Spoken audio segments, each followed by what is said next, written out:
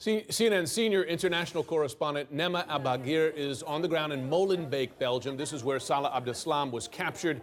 Nima, we've been hearing that there is still police activity underway. Take us through what's happening where you are right now.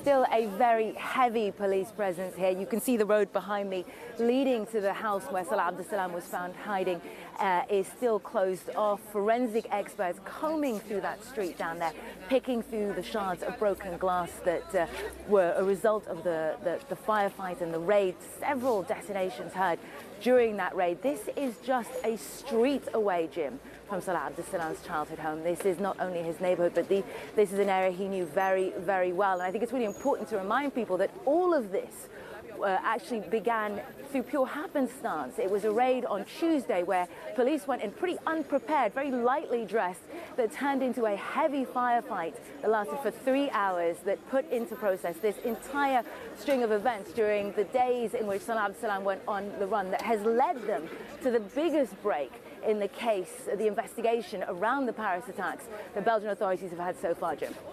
Nima, we heard from a French security official earlier today who raised the possibility that Abdeslam had been in this same location for days, weeks, possibly months. Are police learning anything about how long he'd been holed up in this particular apartment? Well, we know from neighbors that the apartment that he was previously believed to have been in Forest, that apartment had actually been rented out, that house, I should say, had been rented out for an entire month, and that the cover there was this family with small children, very quiet, kept very much to themselves. So this is clearly a property that had been part of this broader ring for a while. It was the incidents in that house that led him back here in the last few days.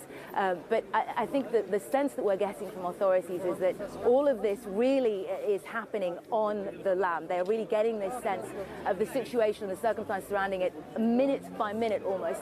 Now the question has to be whether Belgium's going to hand him over to Paris, and French authorities have very clearly signaled that they need an extradition and they need to see him brought to justice for those massacres that horrified not just France but the whole world, really. Nima